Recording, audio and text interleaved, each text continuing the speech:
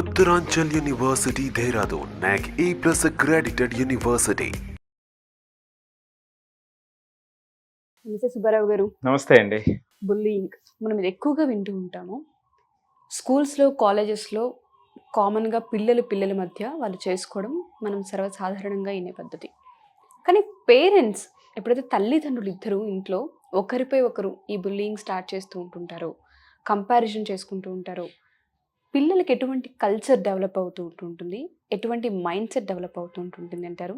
వాళ్ళ ఆలోచనలు కావచ్చు, ఎదుటి వ్యక్తిని ట్రీట్ చేసే విధానం కావచ్చు, వాటిపైన ఇంపాక్ట్ పడే అవకాశం ఉంటుంది. ఖచ్చితంగా అండి. మీరు చాలా రైట్‌గా అడ్రెస్ చేశారు.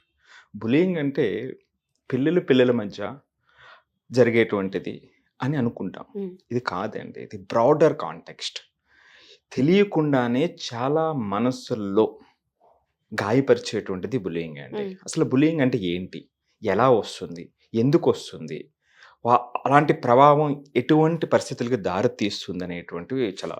ఎందుకంటే as a head of educational ఇన్స్టిట్యూషన్గా నేను కూడా దీన్ని ఒక ఛాలెంజ్గా తీసుకున్నా. అంటే ఇది మనం వాడు ఇలా ఎందుకు బిహేవ్ చేస్తున్నాడు అనేటువంటిది మనం ఇలా చేయకూడదు కదా అని ఆలోచిస్తాం. ఎందుకు చేస్తున్నాడు అని ఆలోచించినప్పుడు, లేదా చేయకుండా ఉండటానికి మనం ఏం చేయగలం, ఆల్రెడీ చేస్తున్నాడు అని ఆలోచించినప్పుడు చాలా సమాధానాలు వస్తాయండి. దీన్ని ఒక ఛాలెంజింగ్గా తీసుకుని కొన్నిసార్లు కొన్ని ప్లేసెస్లో అప్లై చేయడం జరిగింది. ఇది బ్రాడర్ కాంటెక్స్ట్ అండి. ఇది చిన్నపిల్లల పెద్దల అనేటువంటిది కాదండి. రీసెంట్గా ఒక ఎగ్జాంపుల్ చూశారు మీరు. ఒక తల్లి అనుకోకుండా పాపం చిన్నపిల్లోడు చేతి నుంచి జారిపోతే ఆ తరువాత ట్రోలింగ్ వల్ల ఆమె చనిపోయింది. అది కూడా బుల్లింగ్ అండి. అది కూడా బుల్లింగ్. అంటే తన నిర్లక్ష్యం అని కొంతమంది, పిల్లల్ని వదిలేశారని కొంతమంది, అక్కడ ఏం జరిగిందన్నది తెలియదు, ఎవరికి తెలియదు. అంటే వీడి ఎమోషన్స్, వీడి యొక్క పిచ్చి పరాకాష్ని అక్కడ చూపిస్తూ ఉంటారు అనమాట అండి. అది కూడా బుల్లింగ్ లో భాగం. ఈ మధ్య మనస్తాపానికి గురవుతారండి. అసలు బుల్లింగ్ అంటే జస్ట్ బెదిరించడమే కాదండి. హేళన చేయడం, క్రూరంగా ప్రవర్తించడం, తిట్టడం, కొట్టడం. సో ఇలాంటి కార్యక్రమాలన్నీ కూడా బుల్లింగ్లో భాగం. దూషించడం. ఇప్పుడు మీరు తిట్టారు, కొట్టారు, లేదా దూషించారు, అది గాయాన్ని పడుతుంది కదండి. దూషించినప్పుడు మనసు మీద గాయం పడుతుంది కదండి. ఇది కొట్టడం, తిట్టడం, ఫిజికల్గా హార్మ్ చేశారు కదా, అదొక ప్రభావాన్ని చూపుతుంది కదా. సో ఇవన్నీ కూడా ఇందులో భాగమేనండి. సైకాలజీలో ఏం చెప్తారంటే, ఒక వ్యక్తిని మరొక వ్యక్తి భౌతికంగా, ఎమోషనల్గా బాధ పెట్టేటువంటి ప్రక్రియే బులియింగ్ అండి. మరి అది ఎన్ని రకాలుగా జరుగుతుంది? చాలా సింపుల్గా అందరికీ అర్థమయ్యేలాగా 2 పద్ధతుల్లో చెప్దామండి. ఒకటి డైరెక్ట్ బులియింగ్, రెండవది indirect bullying. So direct bullying అంటే కొట్టడం. అది పేరెంట్స్ పిల్లల్ని కొట్టడం కానివ్వండి, ఒక పిల్లవాడు ఇంకొక పిల్లవాడిని కొట్టడం కానివ్వండి, పేరెంట్స్ కొట్టుకోవడం కానివ్వండి, ఇవన్నీ కూడా ఈ డైరెక్ట్ బులియింగ్లోనే ఫిజికల్ బులియింగ్లోకి వస్తాయండి. రెండోది వచ్చేటప్పటికి వెర్బల్ అబ్యూజ్ వస్తుందండి. తిడతా ఉంటారు, దూషిస్తూ ఉంటారు. దానికి రీజన్ ఉండొచ్చు, ఉండకపోవచ్చు. బూతులు సార్ వాళ్ళు మాట్లాడేది కూడా ఎలా ఉంటుందంటే, పిల్లలకి వాటిపైన కనీస అవగాహన ఉండదు, వాటికి అర్థాలు కూడా తెలీదు.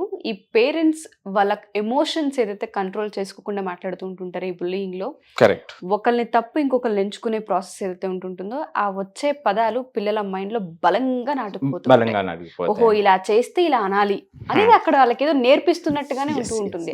అక్కడ జరిగే చర్య అదే రీజన్ లో చూద్దాం అసలు ఎందుకు ఇది వస్తుంది అనేటువంటి, ఈ నేచర్ ఎందుకు వస్తుంది అనేటువంటి చూద్దామండి. ముందు అసలు బుల్లింగ్ ఎలాగ ఏర్పడుతుంది? Direct bullying, indirect.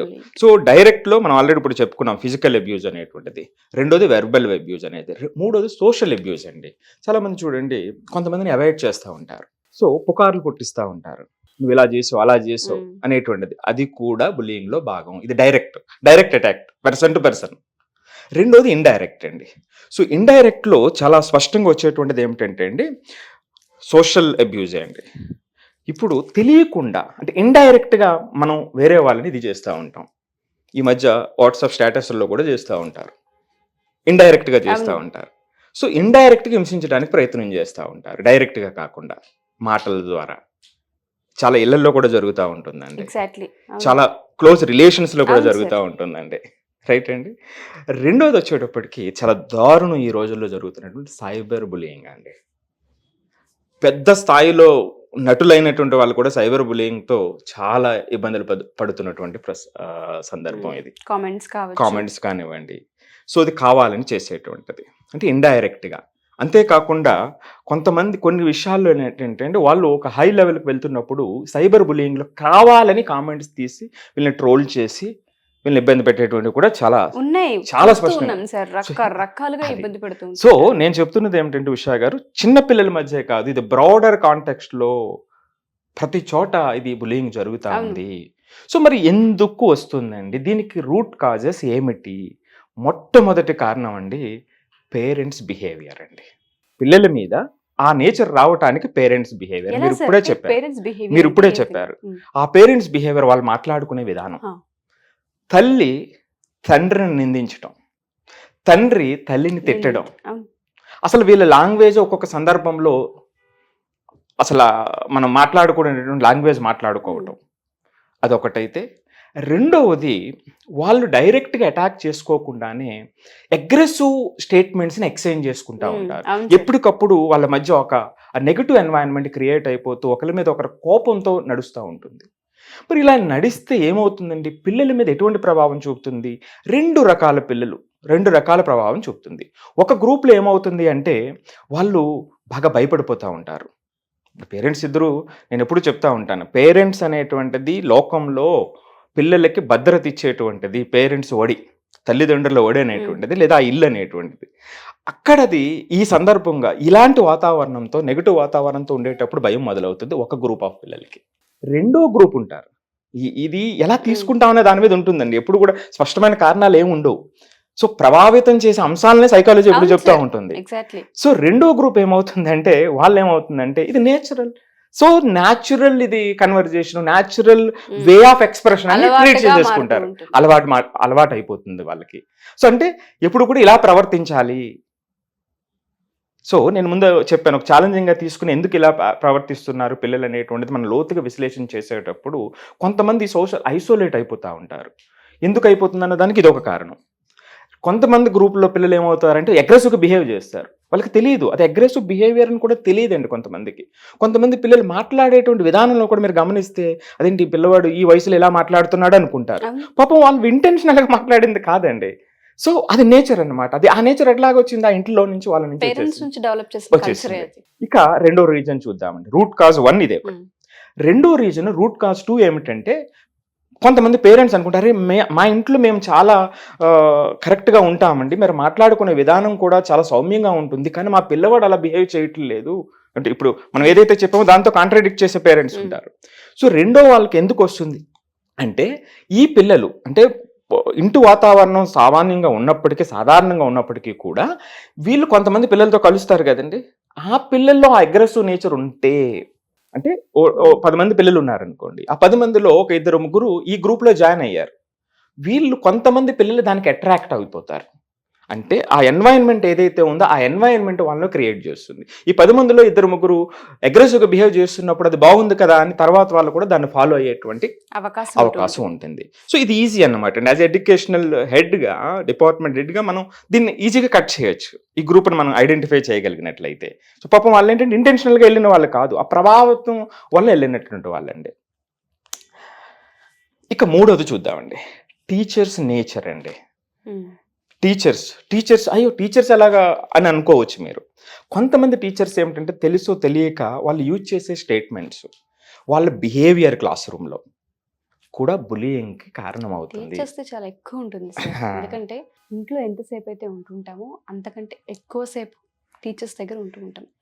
వాళ్ళు ఏం నేర్పిస్తే అది నేర్చుకోవడం, పిల్లలకి అదొక రెస్పాన్సిబిలిటీ, అండ్ దాంతోపాటు గౌరవం అనేది అక్కడే ఎక్కువగా మారుస్తూ ఉంటుంది. అక్కడే కల్చర్ డెవలప్ అయ్యేదంతా ఇంట్లో ఎంతైతే ఉంటుందో దానికి రెట్టింపు అక్కడ ఈక్వల్ గా వెళ్తూ ఉంటుంటాయి సార్. తల్లి పాత్ర ఎంత ఉంటుందో టీచర్ పాత్ర కూడా అంతే ఉంటుందని చెప్తూ ఉంటారు. ఎస్ సార్, ఎగ్జాక్ట్లీ అండి.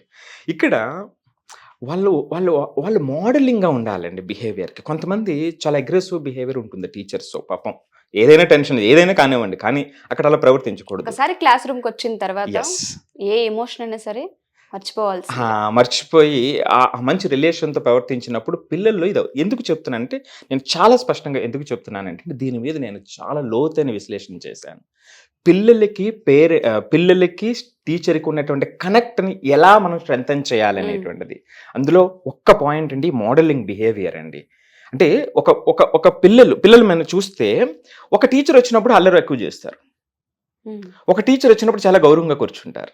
పిల్లలు పేరెంట్లు ఫ్యామిలీ మెంబర్స్ లో కూడా కొంతమందితో ఎక్కువ గౌరవంగా ఉంటారు, కొంతమందితో చాలా క్యాజువల్ గా ఉంటారు. రైట్ అండి. సో మరి ఎందుకని అంటే ఇక్కడ ప్రాబ్లం పిల్లల్లో ఉందంటారా, పరిస్థితుల్లో ఉందంటారా? రైట్, ఖచ్చితంగా అండి. సో అందుకని ఇక్కడ ఎందుకు ఈ కనెక్ట్ లో నేను చేసిన లోతైన విశ్లేషణలో ఇది ఒక ఇంపార్టెంట్ పాయింట్ అండి. అందుకే లోతుగా చెప్తున్నా. మీకు ఒక ఎగ్జాంపుల్ చెప్తాను. ఇప్పుడు కాదు కానీ 10 సంవత్సరాల క్రితం టీచర్స్ అమ్మాయిలు ఎవరైనా చదవకపోతే, వాళ్ళు రిపీటెడ్గా చదవకపోయినా, అకాడమిక్స్లో లో ఉన్న, చాలా తరచుగా ఎక్కువ మంది టీచర్స్ ఒకటి ఉపయోగించేటువంటి వాళ్ళు, నీకు అసలు చదువు రావట్లేదు, నీకు చదువు రాదు, ఇల్లు అంట్లు తోముకో. అవునండి, బాగా అంటే అది ఒక సామెతగా తయారైపోయింది సార్. చాలా క్యాజువల్ గా మొన్నటి వరకు కూడా మనం విన్నాం ఈ పదం. మీకు ఇది కాని పని మీ వల్ల కాదు, వెళ్ళి ఇంట్లో అంట్లు తోముకోండి. నిజం ఉంది సార్ అది. సో నేను ఎందుకంటే ఇది జరిగినటువంటి అంటే మన చాలా జాగ్రత్తగా చూడాల్సింది. మన చుట్టుపక్కల ఉన్నదే చూద్దాం, ఎక్కడి నుంచో బయటకు తీసుకొచ్చి మనం విశ్లేషించవలసినటువంటి పని లేదు. సో దీనివల్ల ఏంటంటే చాలా మంది అమ్మాయిల్లో నీకు నేను పనికి రానేమో అనుకునేటువంటి వాళ్ళు ఎక్కువ మంది శాతం అండి. ఎంతమంది అండి దాన్ని ఛాలెంజ్ చేసి నిలబడి వెళ్ళేటువంటిది ఆ వయసులో ఉండదు కదండి. సో ఇదే నేను ఇందాక అన్నటువంటిది వెర్బల్ అబ్యూజ్ అండి. సో ఇది కారణాలండి. సో మొదట ఏమిటంటే పేరెంట్స్ మధ్య ఉన్నటువంటి బిహేవియర్.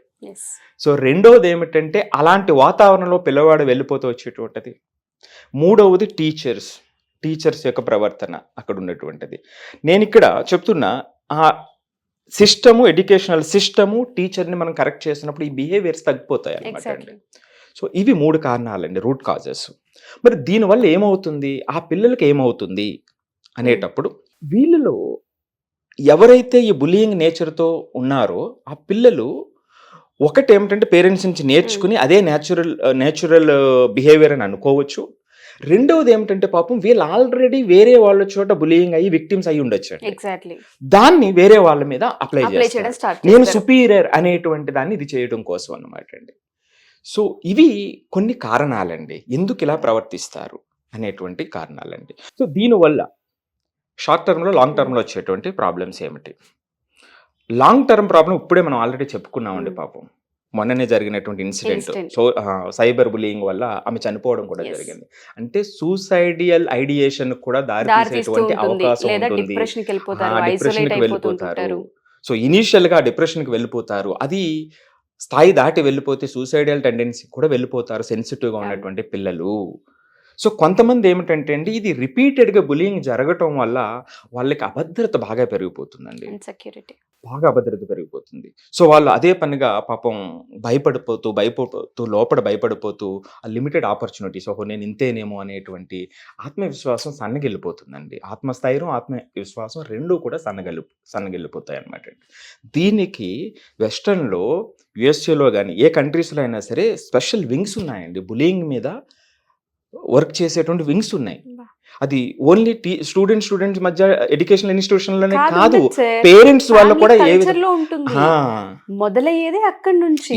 ఎప్పుడైతే ఒక పిల్లవాడు పుడుతూ ఉంటుంటారో అక్కడి నుంచి మొదలు పెడితే వాళ్ళ హెయిర్ దగ్గర నుంచి, వాళ్ళ కలర్ దగ్గర నుంచి, వాళ్ళ తిండి దగ్గర నుంచి, వాళ్ళ బట్టల దగ్గర నుంచి, వాళ్ళ బిహేవియర్ దగ్గర నుంచి కంపారిజన్లో వస్తుంటుంటుంది. పేరెంట్స్ ఒకరినొకరు దూషించుకునే దాంట్లో వస్తుంటుంటుంది.